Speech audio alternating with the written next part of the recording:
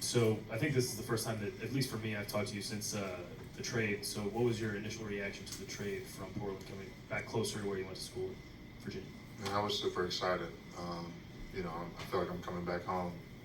Uh, I've always had extended family in DC that I visited growing up.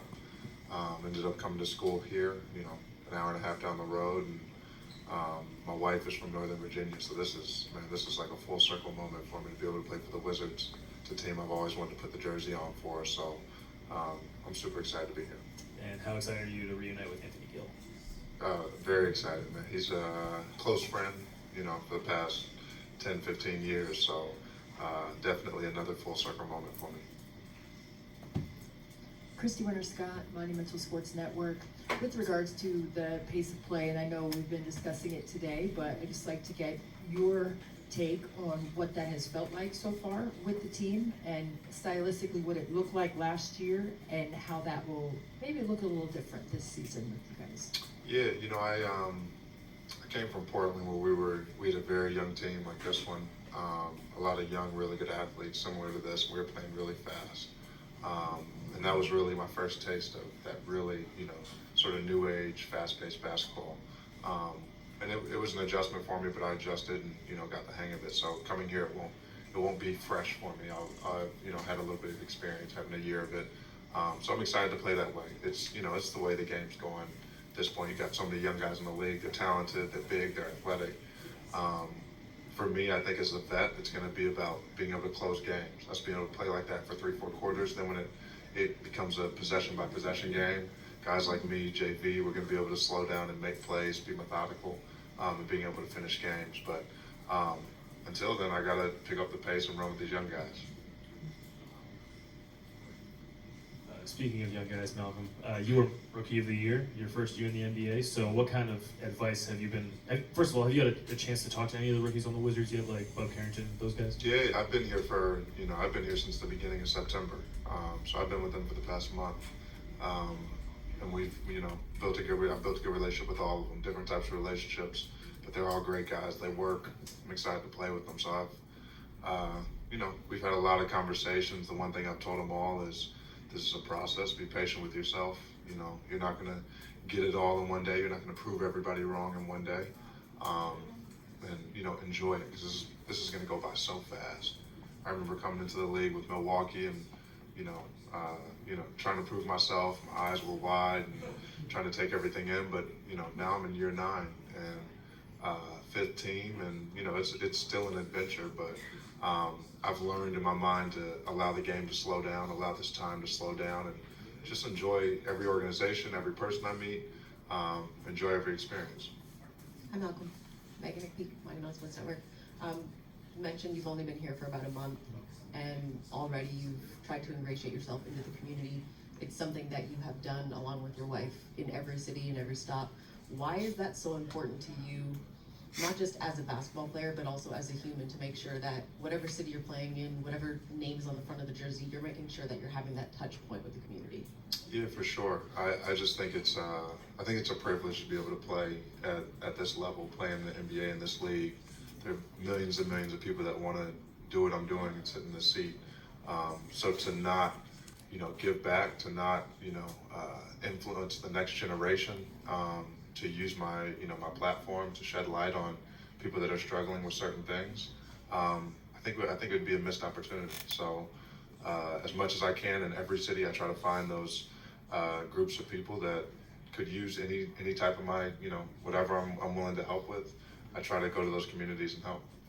Hi, Malcolm. Chase Hughes with Monumental. Welcome to DC, or welcome back to DC. Thank you. I want to follow up on reuniting with Anthony Gill. It looked like you guys redshirted the same year at UVA. So how well did you get to know him back then during that experience, and what was it like when you guys did reunite and kind of reconnecting?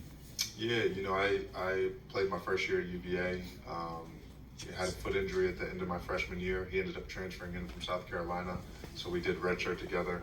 And we really, honestly, that year we grinded together. We were on the scout team for the team. We were destroying them on the scout team, but we really got to bond and work together. And AG's a worker. He has that reputation here, but he's been like that forever. He works his butt off, and I'm similar. We've always pushed each other, on the court. But then off the court, me and AG, we have a lot of similarities, and I think how we raise our kids, the men we thrive to be every day. So it's been a blessing to be reunited with them, and being able to share this now NBA experience with them. Malcolm, I'm Josh Robbins with The Athletic. When you were a rookie and a second-year player, who were some of the veterans who made an impact on you and kind of helped show you some of the way? The first one that comes to mind is Steve Novak. He was a shooter. Had a really, really good career. You guys know the name, but was just a great person. I mean, had no ego, had no edge, and trying to get the rookies told, and hazing. He was just such a good guy and so ingratiating. Now when I see him, I have so much love for him. And, but guys like that always stick out in your mind. There were guys like Greg Monroe, who was another great vet for me. Big man, just and his more was tough love. It was a different type of love, but it was tough love, and I look back and I appreciate it so much. John Henson. I mean, they're guys that really took me under their wing and tried to show me the ropes, and I'm very appreciative. Troy Halliburton.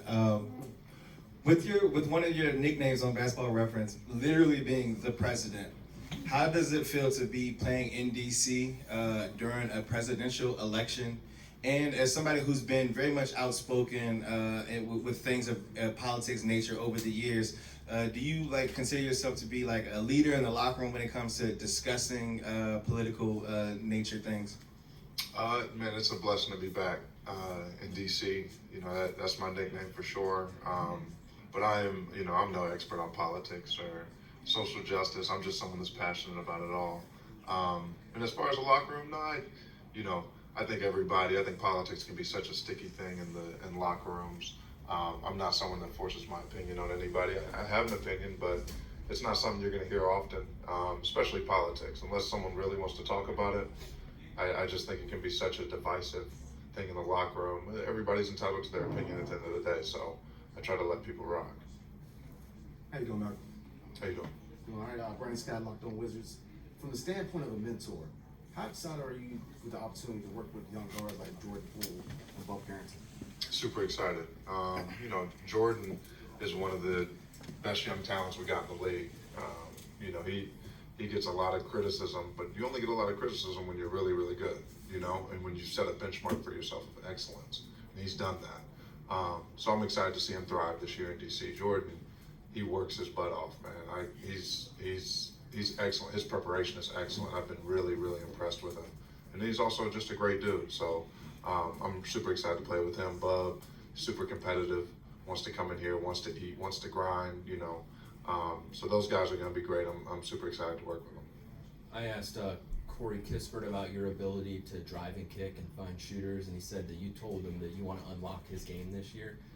Not necessarily specific to him, but what do you hope to bring to the team in that regard with that skill of yours?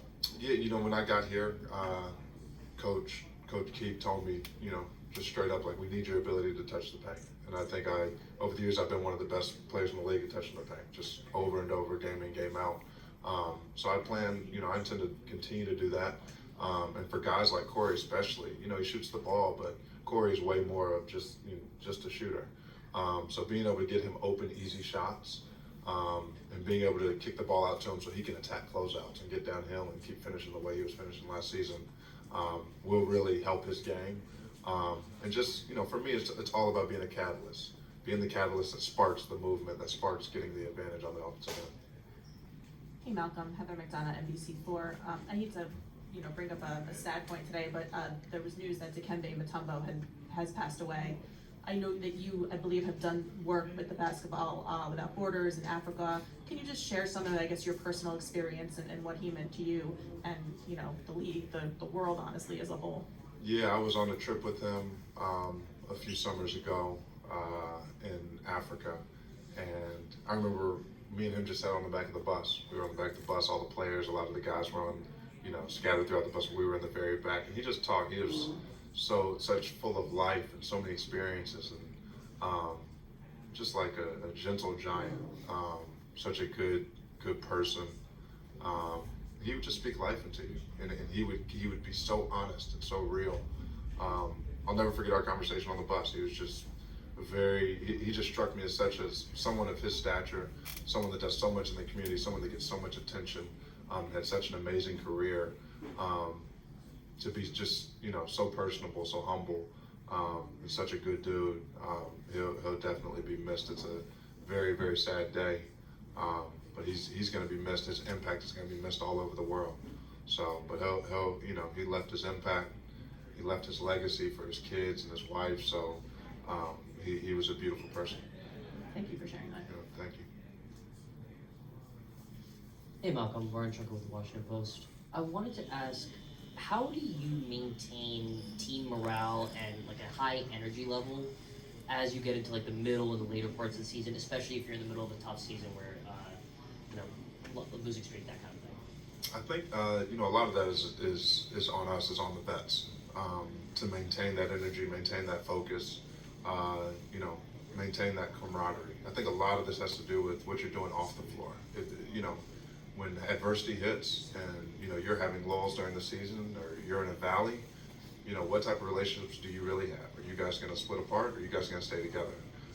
So if we're, and I think that's, someone like AG is excellent at that, having team events, having the guys together off the floor. I mean, we had a game night the other night, like just doing little things that build those relationships, that trust, so that when you guys are struggling, you guys don't split apart.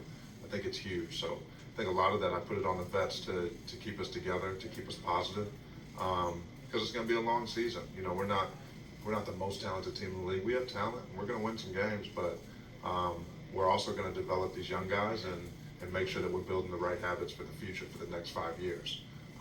So that's the goal, but we're definitely going to stick together this year. Do you have an example from earlier in your career of a vet that kind of helped keep the team together during one of those tough stretches? Matthew Dellavedova was one of those guys. He was a guy that was just fearless on the court, but also in the locker room, fearless in his willingness to communicate. He wasn't a guy that was rah-rah and talking a lot and doing too much, but he was a guy that when he spoke up, guys respected it, and he wasn't scared to say, to hold guys accountable or to hold himself accountable. So he was always one of those guys that I thought he has a really good balance for, how he talks to his teammates, when he talks to them, and what he says. What were the games at game night? We played a game, I can't remember what it was called, but everybody's marking down. You basically have a list. You go through different lists. You have a list, and and then you roll the dice for a letter. And the name that you say basically has to start with that letter. I don't know. Is that it? Category? Yeah. It's a popular game. It was my first time though, so I did pretty well. So. Hi Malcolm, Karita Parks with Double Take Sports. We've been talking a little bit about culture. I mean, you were just talking about game night. You've been around the guys for a little bit. What have you picked up on as far as the Wizards' culture and what they're trying to build in that respect? Yeah, I think Will and Michael Winger have, they're really, rebooting this thing, and I think, in my opinion, they're doing it the right way. They're making sure the players have everything they need in the weight room, every machine, everything. And if they don't have it, I mean, they've asked me, and I've given input, from what I feel like I need, and they're already ordering the machine. I mean, that's one of the best signs you can have as a player. And then you go to the kitchen, and the food is arguably, if not the best food I've had as far as team to team in the NBA in my 9 years. So just the little things, especially as a vet. As a young guy, you don't really know. This is your first team. You don't know. You don't have anything to compare it to. But as a vet, I've had 9 years of it, and the little things matter. The way they take care of your family. We had an event yesterday, on Saturday. We had an event on Saturday at the Pendry, and it was just for the whole organization, and it was just to bring your families and everybody, mix and mingle. And the way that was constructed, they had a kids' room on the second floor with everything you can imagine for the kids, food, games, all types of stuff. And then they had, the adults at the top of the hotel. So, I mean, everything right now is being put together thoughtfully and intentionally. And it's, for a vet, it's very refreshing to come to an organization like that clearly is putting an emphasis on taking care of the players and the families. What's the carryover when you see an organization that may be not winning on the court, and I hate to say winning off the court, but is doing things intentionally off the court to kind of realize do things carryover is the attitude of the players. I think, you know, I've been on teams where you're losing on the court, and then you know, but the organization's also not spending money or, you know, taking shortcuts in certain areas, and it's felt in the locker room because the players feel like they're not really that invested in us, you know, and it's showing on the court. And then you're here, you're in DC, and you know, I think I see them spending money. I see it as an event. You can tell it right away. Good signs or bad signs. And it's been good signs here of them trying to build culture the right way. That's the first thing they said to me. We want to build this culture the right way. You're a culture guy. We brought you in here to help us do that. And you know, I in my mind, I'm thinking, all right, I want to see you guys do your part, and they are. They're doing their part. And that might not be a 50-win, 60-win season right now. You know, that's something that they're trying to get to pay off. This is a long-term process. That's a 3, 4, or 5 years down the road. We want the habits we're building today and the money we're spending today to pay off, you know, at that point. So I might not even be here to see it, but my job is to make sure that we take the steps this year to plant those seeds.